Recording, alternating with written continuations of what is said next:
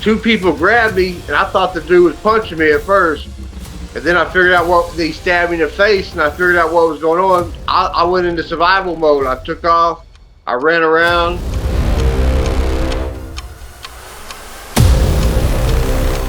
I almost passed out from all the blood pumping out. One of the staff, the tower, seen it, so they called in the staff. They took me out on a stretcher. Took me to the hospital. They punched my lung. They punched my intestine. They knocked a tooth out. Yeah, they tried to kill me.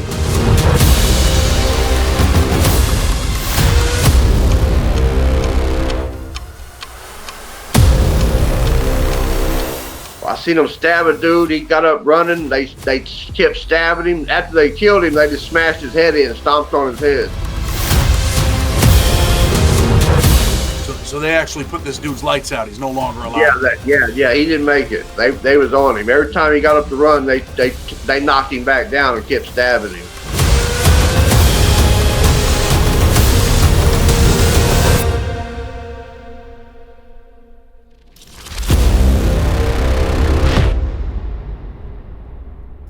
So let me ask you something, Anthony. You get hit 16 times, right? You're in Oklahoma State prison.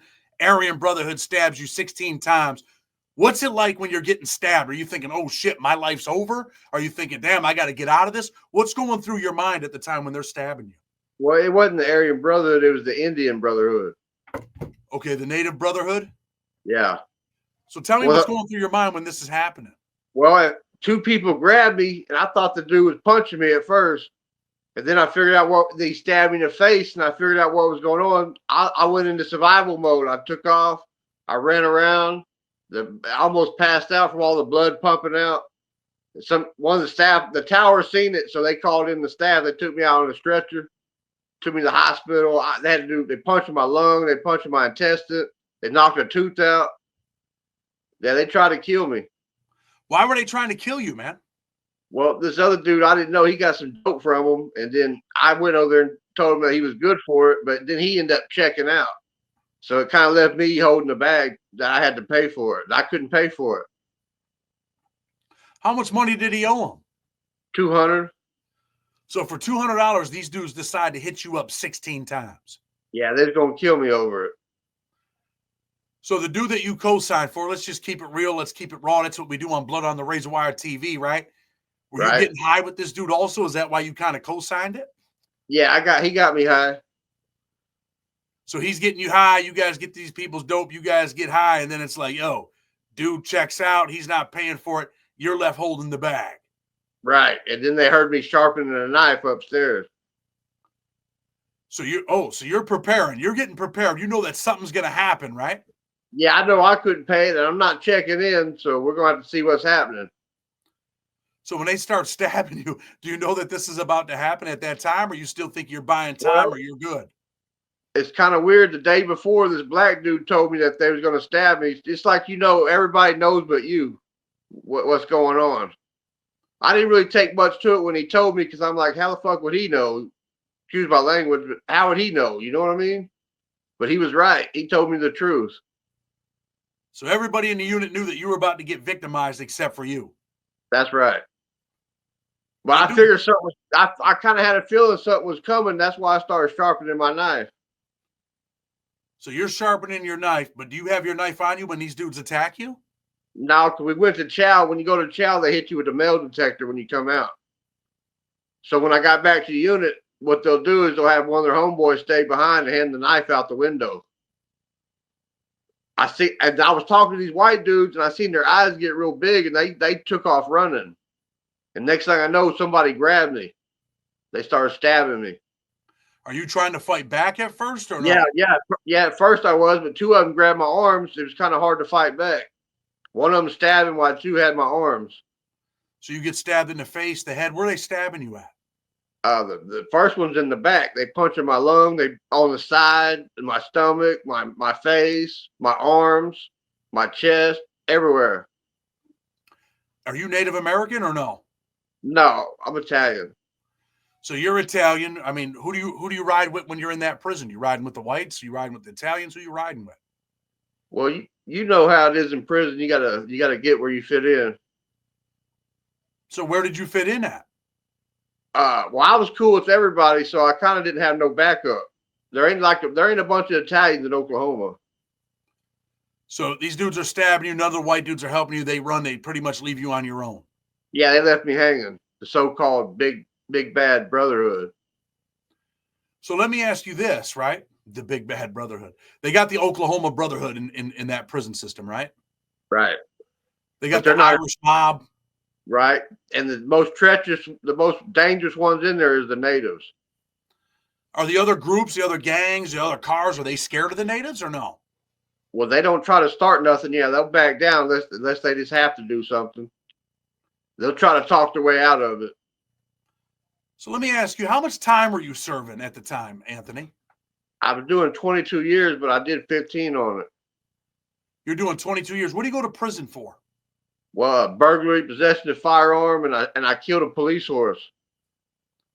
You went to a police horse? Yeah, I shot a police horse in the face. Now, why the hell would you go shooting a police horse? What was the reason for that? Well, we had just pulled over, and it was a long night. We had been up for 2 or 3 days on drugs and shit, and then I thought they were farmers or something coming up on us. So I really wasn't trying to hit the horse. I was trying to hit the dude on the horse. But I didn't know they were cops till later. I thought it was some farmers or some shit. So after you hit the horse and you're shooting at the police, what do? They beat you up? What happens? Well, I'm with somebody in a car. We took off driving. We ended up crashing and they got us. All right, so when they get you, what do the cops do? Are they friendly? They just cuff you and take you to jail, or is there some police brutality? They took me to jail. Then they were doing an interview and they turned the camera off because the dudes that came in had swords on their shirt, like cavalry or some shit. Yeah, they beat the shit out of me. Bro, I mean, this interview is getting very interesting. So yeah, you shoot the horse, you end up with a 22-year sentence. How old are you at the time? 17. So you go to prison at 17 years old. Yeah, I got certified as an adult. Go ahead. What's it like in that Oklahoma prison? Although you were stabbed after you were there years later, whatever. What's it like in that system? It's changed since the gangs came in. It's changed a lot. It was kind of mellow and stuff, but now all them different gangs are all fighting each other and shit's happening. So it's getting pretty violent. All them gangs are in there fighting each other right now. When you were there, who do you think was the most dangerous gang? The natives. What was the worst thing you've seen over there from them dudes? Well, I seen them stab a dude. He got up running. They kept stabbing him. After they killed him, they just smashed his head in and stomped on his head. So they actually put this dude's lights out. He's no longer alive. Yeah. He didn't make it. They was on him. Every time he got up to run, they knocked him back down and kept stabbing him. Then they stomped on his head till it blew up like a big old basketball. What did he do to lose his life, man? I don't know. Some he had did some. They had cell phones, and the hit came in from a different place where he just got transferred from. So whatever he did to the natives, I'm not sure. That wasn't none of my business. You know what I mean? You know, I met some man. I was the worst county jail I ever been in was in Oklahoma. It was the Cashapp, Oklahoma County Jail, right? Yeah, that's Grady County. Oh, that was the worst place I've ever been in my life, and I've been in a lot of jails, right? Yeah. Have you ever been to that spot? No, I was in Oklahoma City. So while I'm there, I end up meeting these dudes that call themselves the Irish mob. When I get out of jail, I do some research. I find out about them. I mean, they had some serious dudes. But what were they like in the state system? Were they wild dudes or no? Yeah, they're pretty wild. They're when the Aryans are into it. They've done killed each other and stuff. They've been going at it for a couple years. So the Irish mob guys, they're dangerous dudes or no? Yeah, they're about that business. Yeah. They'll definitely hook you up if you want it. Don't get me wrong, all of them got the certain dudes in there that's about it, but there's a lot that ain't. You know what I mean? They're hiding behind them tattoos. But there is some. There's some in every group that's going to hurt you if you make them. But that's why I say the natives, because all of them were down. None of them fell back. They're just wild. They have no problem putting your lights out. You're 17 years old, going to prison with a 22-year sentence. How do you feel when the judge imposes your sentence? The judge says, I hereby sentence you to 22 years in the Oklahoma Department of Corrections. What's going through your mind as a 17-year-old kid at that point? Well, at first I was scared. I didn't know what was going to happen. It was all new. I've been in juvenile places, but never prison before. So yeah, I was worried. I was scared. I didn't know what was going to happen. Did you feel like your life was over with, Anthony? Yeah, I did. I kind of gave up. That's why it took me. You got good time and stuff there. It just I wasn't doing. I was always in trouble, so I didn't get out early. When you talk about trouble in prison, right? What type of Yeah. trouble were you in? Well, I got caught stabbing a dude once. They sent me to maximum security. They took all my good time. So you stab a dude in Oklahoma. What do you stab him over? He called me a cell thief. Like I snuck in somebody's room and took their stuff. But they found out who it was later. But by then I done stabbed the dude. Because in there, that's like calling you a child molester or something. You know what I mean? Nobody likes a sneak thief. So in order to get that sneak thief label off you got to go stab this dude. Yeah, pretty much what they was telling me. Yeah, you got to go handle that. Who tells you got to handle it? The white boys. So you're an Italian dude, originally born where? In New York? Yeah. What Bronx. makes your family go to Oklahoma of all places? Well, my mom lived in the Bronx. My dad lived in Oklahoma. They wasn't never together. They just had me. So when I was getting in trouble in New York, he shot me to Oklahoma City to be with my dad. They thought I was going to stay out of trouble, but it got worse. Because, going from New York to Oklahoma is like a time period change. I thought they were stealing horses and farmers and shit.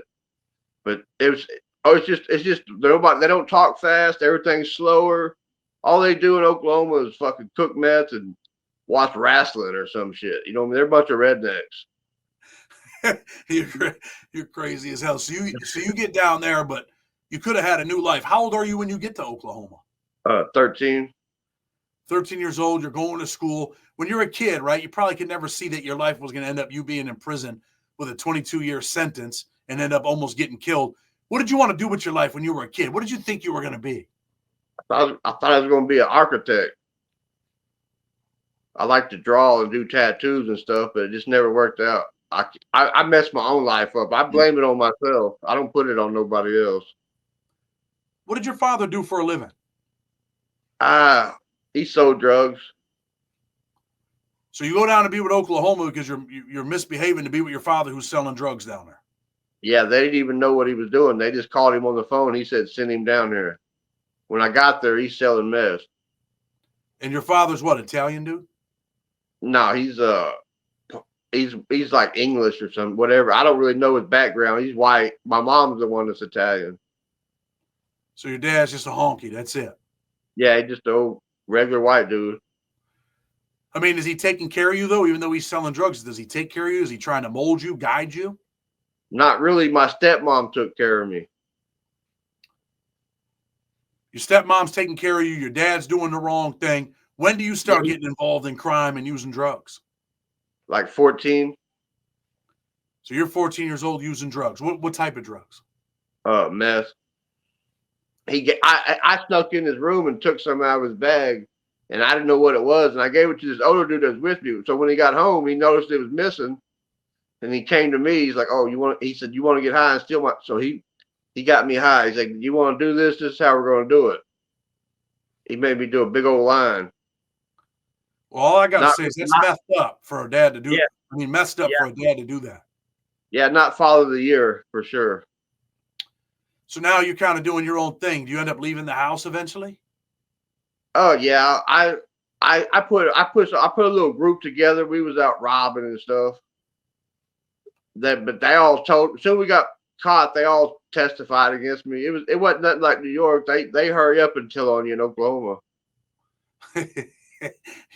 You're crazy as hell, bro. How long you been out of prison, bro? Since 2015. So you got out in 2015. What are you doing with your life right now? I'm working in Texas right now, construction. So you're in Texas, no longer in Oklahoma. No. Go to work every day? Most of my family's in Colorado. My kids are in Colorado with my sister. So let's talk a little bit more about prison. You're in prison for 15 years, right? Yeah. Is there ever a point in prison where you're like, man, I got to get my shit together. I do want to get out of here? Yeah, after I got stabbed, it woke me up a lot. I thought it was over. I So didn't you think get I was going to make it. so you after you get stabbed, what happens? They take you to the outside hospital? Yeah, they took me to an outside hospital. Then they got a state hospital. And then when they brought me back to the yard, they put me in lockup and sent me somewhere else. How long are you in the hospital over this? Like 6 months.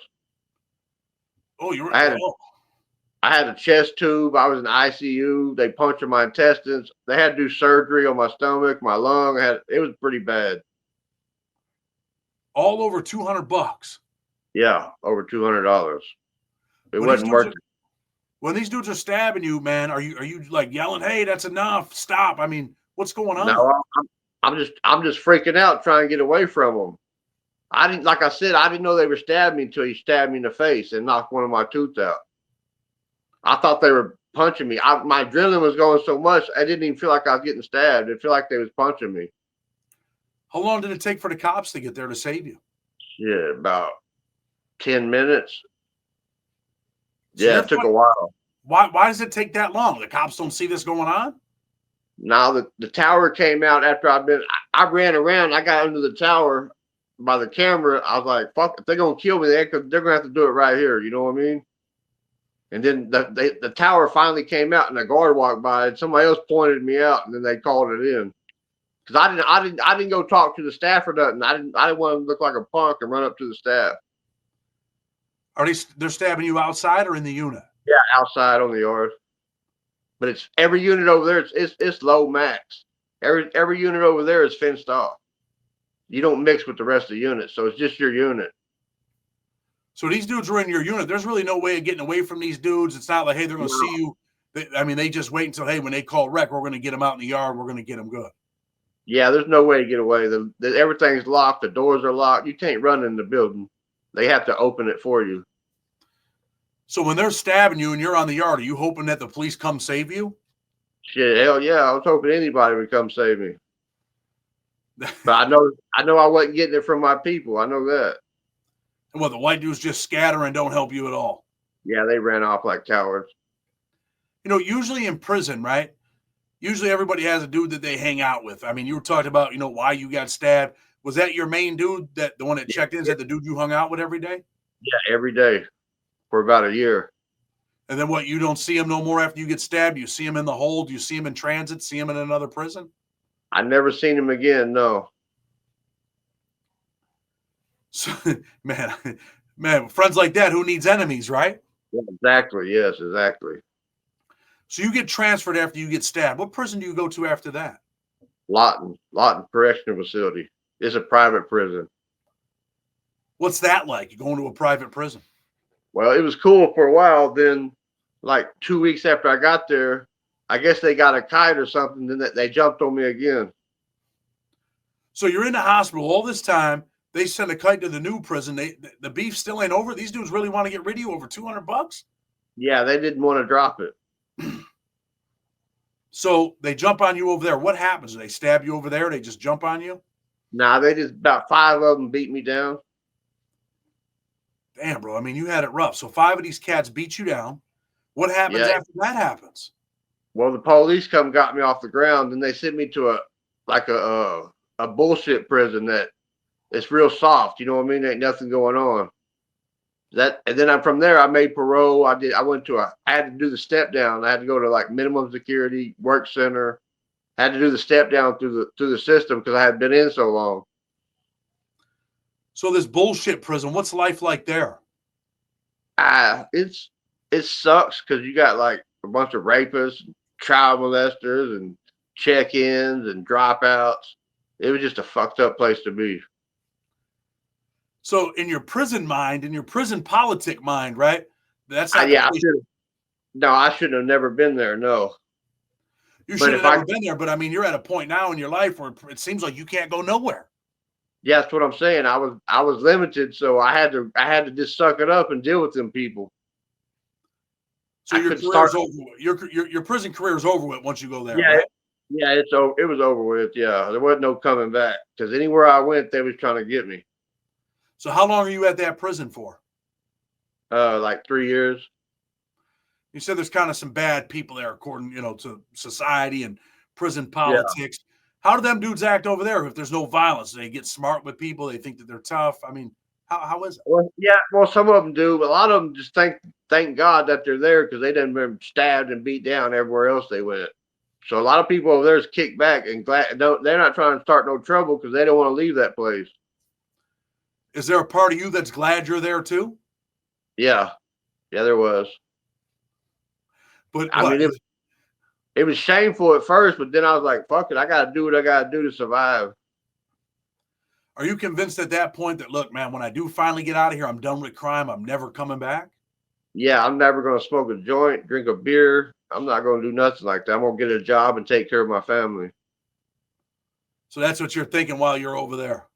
Yeah, I'm just thinking about finally it sunk into me that I have a chance to get out of here. I need to quit bullshit before I get killed. So I got to do what I got to do and suck it up and get out of there. Prison politics. Yeah, that's. Go ahead. No, you go ahead. I was just saying nobody wanted to be there because so people that did show up that had status, they would jump on somebody and get shipped. So a dude will show up there and be like, you know what, I can't be here. Who and then Yeah, what? Who do they pick usually? They just whoever, they prey on their own kind, so they pick some white dude. Probably had nothing wrong with him. He just scary, you know what I mean? He didn't have no jacket or nothing. He just scared youngster. They jumped on him and beat the hell out of him. There's like 3 of them. So when you're in Oklahoma, right, and we kind of talked a little bit about, like, I don't know, what do they call them? What do they call them? Gangs, cars, groups? What are they called? Cliques. All right, so your clique's the white dudes. Do they ever send you on missions or anything like that? Do they have shot callers? Yeah, they got all that, but I didn't plug into none of that. I was gonna do it. I wasn't no crash dummy. So you could just be an independent and do whatever you wanted to do, just stay out of the way? Yeah, you don't have to hang out with nobody. You can do your own thing there, and the only thing is if something happens, you're by yourself. But they don't bother you. You can be your own man there. You don't have to join up or nothing. You can be your own man, but let me ask you this, right? As far as prison goes and shot callers go, all of that type of stuff, you're just doing your own thing. Would the shot caller ever come to you and be like, hey, bro, we need you to handle something? Yeah, they tried to ask me to jump on somebody and stab them. I told them no. And what happens when you say no? Nothing. They just turned their back on me. They didn't mess with me no more. It was like I wasn't there. But you know what I mean? I wasn't no scary person, so if they wanted to do something, we can do it. You know what I mean? Because it ain't like what the stories like I hear about the feds and all that stuff. It ain't nothing like that. How about when it comes to the TV? If they don't mess with you, do you sit up in the front row or do you have to have a chair behind the TV? Nah, you can have TVs in your room. Oh, so you didn't have to mess with the community TV out in the day room? Now there's only one in each unit, and there's a lot of fights over it. So I bought my own TV and watched it in my room. How about work-wise? Did you work a job over there? Anything like that? Yeah, I did laundry, like picking up and delivering laundry. Plus, I got to leave that way I could get outside the unit and mingle with other units. And, I got involved in transferring shit, making money like that, hustling, getting shit to other units, making a little money here and there. Because I didn't want to ask my family because they were taking care of my kids. After you get stabbed, right, you say you kind of think like, damn, I don't never want this to happen again. But you also kind of talked about the drug addiction and you were getting high with your partner. And that's really where this all stems from. After you get stabbed up, are you done getting high in prison or you just dibble and dabble sometimes still? No, I quit everything. So that was your wake-up call. Yeah, it was a real wake-up call. If I want to make it out of here, I got to change my life. So there's some young dudes listening right now, right? They're listening to Blood on the Razor Wire TV. They're listening. You're laying in the hospital. You got these tubes in you. What's going through your mind when you're laying in the hospital? Are you alone, depressed, sad? Oh, yeah, all of it, because they never told my family what happened or nothing. I had to tell them when I got back. The prison never called my family or anything. And I was worried. I'm like, man, if I go back, are they going to kill me? Well, I got my answer when I went somewhere else. I guess it wasn't over. They wasn't letting it go. Did you know that they were plotting on you while you were there? Did you see funny things? Were you watching like, yo, what's up? Yeah, I seen the movement. I see, you know how it gets quiet and people start clicking up and stuff. So I went out to the yard and I did a lap. When I got around to them, they just attacked me. Does anybody put you on notice over there? Like, hey, bro, be careful. Nah, nobody says nothing. You know how it is. Everybody knows but you. They try to stay out the way. Like I said, nobody wanted to mess with them dudes, so they're not going to help me. So these dudes jump on you. Are you feeling like, damn, I'm fighting for my life again? Yeah, I thought, yeah, I was fighting for my life. When I hit the ground, it was all bad. They started stomping on me and shit. What do the cops do when they show up? Do they slam dudes Oh, around? I mean, now they just about 30 of them come running in, and everybody they some places don't have gun towers. Some of them do, but if you're at a gun tower, they come out and draw down on people. But where I was at, they just send the police in there, and everybody dispersed. And they took me to medical. just medical at the facility, or do you go to the outside hospital again? I went to both. They broke a couple ribs, broke my nose, fractured my arm. Damn. And so now you go to, damn, bro, you had it rough. You go to the hospital, you come back from the hospital, you're They back in the put me shoe. How long are you in the hospital for? That's a better question. like 2 months. You're in the hospital again for 2 months? Yeah, because I had to have surgery again on my stomach. So you get out of the hospital, you're They back in the put me hole now, you're back in the shoe. How long are you in yeah, the hole for before they transfer you to the soft prison? like 6 months. So you're sitting in the shoe. Tell people what it feels like, man. When you're sitting in the shoe, right? You're beat up. You've just been stabbed before. Now you're beat up again. How do you feel inside, man? You just feel broke down. It's like you give up hope. You like, man, you're like, this ain't where you want to be at. You got a roommate, but there's nothing really to talk about. You know how it is. You're in a room 24 hours. We had rec maybe if they had the staff. We might go out there once a week in these little cages. But other than that, no, you're depressed. It's sad. You're hungry. You can't have visits. You can't contact your family. Everything's all bad at that point. It's like the worst part of doing time is in the hole. You know, when me and you first connected, right? You had sent me a message on Messenger, Yeah, right? And right. you said F the ABs or something like that, right? Yeah. And that garnered my attention. I'm like, hey, what's up, right? And you respond, hey, man, and you kind of tell me what happens. You get stabbed up, all of that. Did you despise the white dudes inside after that for not helping you? Is that why you sent me that message? Yeah, pretty much. I thought they were cowards. So you watched one of my videos, or you've been watching some of the videos. What does it do? Does it trigger something in you to make you think about prison again and how you were No, abandoned? I just want to get on there, and if kids are watching, I want to tell them don't plug into no gangs because they don't care about you. They're just going to use you. They don't care what happens to you. You need to be good, go to school. You don't want to go to prison. If them youngsters listen, if I could just help one of them, that's worth it to me. If one of them listens and learns something, that's cool. What was the worst thing for you in prison, man? What was the worst? The worst thing, Yeah. being away from my family. How many nights did you go hungry, man? You ever been hungry in prison? Yeah, a lot, many times, especially in lockup because you don't get no canteen. All you get is tray foods.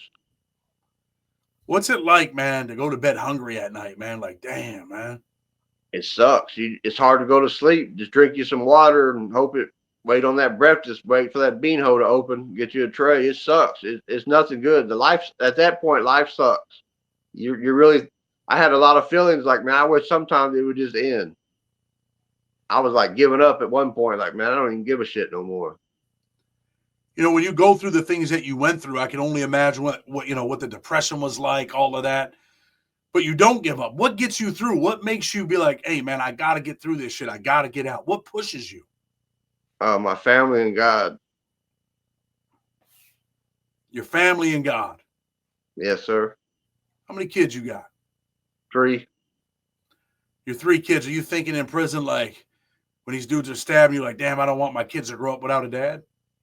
Yeah, that a lot of that. I was thinking it was over when they stabbed me. It was weird. I wasn't really panicking that I was going to die. I was just in like a daze. I really didn't understand the concept of what was going on at that moment. I didn't think it was that serious until they took me to the hospital. I thought I got hit a couple times. It's over. But then I looked down when I took off running. It made my heart beat faster, so the blood was pouring out. I noticed when I took off running how much blood was coming out. I looked down and my shirt was just full of blood. Do you panic at that time? Yeah, a little bit because it was hurting. I hit the ground and then I couldn't get up, so I thought it was over. When you hit the ground, do they put you on a stretcher and roll you out of there? Yeah, they put me on a stretcher, and the bastards went so fast they knocked me off of it, threw me off of it onto the ground. So they had to help me. Are the Yeah, cops talking to you like, "Hey, stay alive, man, stay alive"? Yeah, they were trying to put their hands. The nurses was there. They were trying to cover up the stab wounds, but at that point, all I could do is call an ambulance and get me to a real hospital. Medical wasn't going to be able to help you. Did you feel in that moment like that, the people cared about you, that they didn't want you to die, the staff members, or was it just another day at work? No, they tried their best until the ambulance. They tried. You know what I mean? I'll give them that. They just didn't let you lay there and bleed. They tried to help you, but you just got lucky. And sometimes you get lucky because you got some cops there, as well as I do, don't give a shit what happens to you. Some of them do, some of them don't. My experience in Oklahoma, right, and with people from Oklahoma, they did seem like good people. Someone that's done a lot for me, man, more than I could ever imagine. The dudes from Oklahoma, man, and they're just really, they were really good people. The only thing is, like I said, at that Grady County jail, they weren't even really nasty until there was some shit that happened, and the dude come in there and he pretty much said, "We're gonna shoot your ass up in here." He wasn't playing no games. He came in with that cowboy hat, and I knew these people meant business. But the majority of Oklahoma people that I met they all seem like pretty good people, man. Yeah, there's you got piece of shits in every race. You know what I mean? Everybody's got good ones. Everybody's got bad ones. Are things racially segregated over there? Like the whites sit with the whites, the blacks with the blacks, natives with the natives? It's like the whites, the Mexicans, and the Indians sit on this side, and the blacks sit on the other side. You ever see issues with the blacks and the natives, shit like that? Yeah, right before I got out, they were in a war with the Crips. The Indians were. When you say war, are they just beefing, or are they really going to war? No, they're on site. They're stabbing each other if they see them. They had them all separated before I left, but yeah, if they seen any of them, yeah, they were stabbing them. They wasn't playing no game. Who usually wins? It just depends on who's got the numbers at that time. You might just have 4 or 5 Indians and like 10, 15 black dudes walking, and they're going to attack them. They don't care about the odds. They're going to attack them. But it don't work out for them. The dudes that stabbed you, right? Were they serving a lot of time? Do you remember who they were or how much time they were doing? Yeah, the main one had life. So when a dude's got life, he don't really have nothing to lose, right? If he kills you, it doesn't matter to him. And then what's the irony of all this, the dude the shot caller that called the shot, he gets out of prison and he kills like some Mexican dudes. So the Mexicans and Indians get into it. Now he's in the hat. The one that called it on me, now he's in the hat against his own people. Because he started the war by killing this Mexican dude. So now he's fucked. He can't go nowhere. So when we talk about being in the hat, right? People are watching, never been to prison. What does being in the hat mean? That means your name's on a stab on sight list at every prison you go to with that group. They're supposed to kill you wherever you land at. And there's dudes in there that'll pretty much kill you. Hey, don't even know you. But they're like, all right, I'm going to kill them. Yeah, they'll line up. You know how it is with the gangs. They're going to line up and do what they're told. So, Anthony, you've been home, what, about 8 years now? How long have you been home? 8, 9 years? 8 years. Been home 8 years. Never relapsed, never thought about committing another crime? No, hell no. I learned my lesson. Plus, I'm 47 now. You know what I mean? It took me a long time to get my life together, but I'm doing it. Do you think, had you not been stabbed in prison, that you would have ever changed your life? Or do you think that was the defining moment for change for you? I think that stabbing helped me in reality. I think it helped me to change my life. Because I was taking life as a joke before that. I was doing whatever I wanted to do, getting high, running around, being stupid. So I think that stabbing really helped me. As bad as it sounds, I think that saved my life when they stabbed me. You think that saved your life that day? Yeah. Isn't that ironic how that works? It is crazy, yeah, but that's the truth.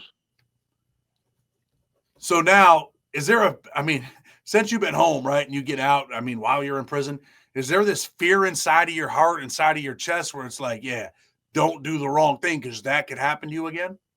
Yeah, plus it gave me PTSD. When you talk about PTSD and how it affects you, right? How does it affect you now when you're in the street? The PTSD. Are you afraid when you go to the store? I mean, are you watching? Yeah, yeah. Any crowds, yeah, I get real nervous. I start looking around and try to find the exits and make sure my back's against the wall. Ain't that a crazy way to live? Always on the edge every day, wondering who's looking at you or what might happen. It is, but that's just what my mind's on right now. I'm on medicine, but it helps. But no matter what, anytime I walk in a room, I'm looking for exits. How many people's in there? Where's everybody at? I scale the room. I need to know everything that's possible. So what's going to keep you doing the right thing? I mean, you've been doing it for a long time. What keeps you doing the right thing? Just like I said, just family and faith.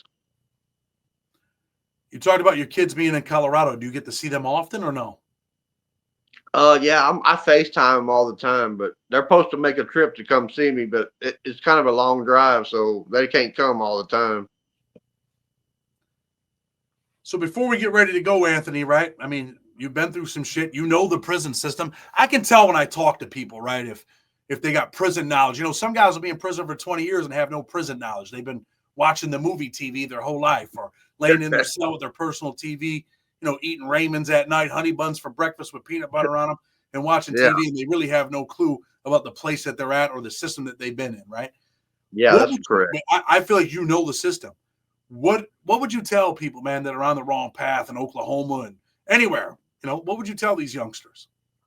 Just man, go to school, stay right, stay away from crime, don't join no gangs. Just try to live a good long life. Don't waste your life like I did. All my 20s and 30s I wasted. Can't get that stuff back, man. You're gonna regret it later. You ain't gonna like the outcome. At the end of the day, man, you spent the best years of your life in prison. Yes. Well, listen, man, I'm glad that you're free, glad that you're doing the right thing. I'm glad that you've been gone this long, right? It's sad, but it's real, right? Where, hey, look, it took you getting stabbed to really, you know, change your life and say, hey, look, man, I'm done with the drugs. I'm putting this shit down. I'm done with crime. And I do believe, man, that sometimes it's the fear of knowing what happens in these places and what can happen to you that keep people out of prison. I too have that fear deep inside, right? Like, I don't ever want to go back, man. I don't ever want to see that shit again. Don't ever want to experience it. So I feel you, Correct. man. And I just hope things continue to get, you know, better for you, Yeah, you you know, too. as far as the PTSD and everything. Look, man, definitely appreciate you, man. We get ready to go. You good? Anything you want to say? No, I'm good. Well, listen, I appreciate you coming on, sharing your stories, sharing your experiences. And I want to tell people, man, that are watching and listening, this dude was stabbed 16 times in prison, over $200, man. Sometimes it Yeah. ain't even the $200. Sometimes it's just that dudes feel like they want to make a point. They make shit Yeah. more serious than it really is. And you know That's what? basically what it was. When they got a life sentence, man, they got nothing to lose. But anyway, again, appreciate you coming on. Blood on the Razor Wire TV with respect. Hope you like this one. Share it because some youngster needs to hear it. With respect, until tomorrow, we're out.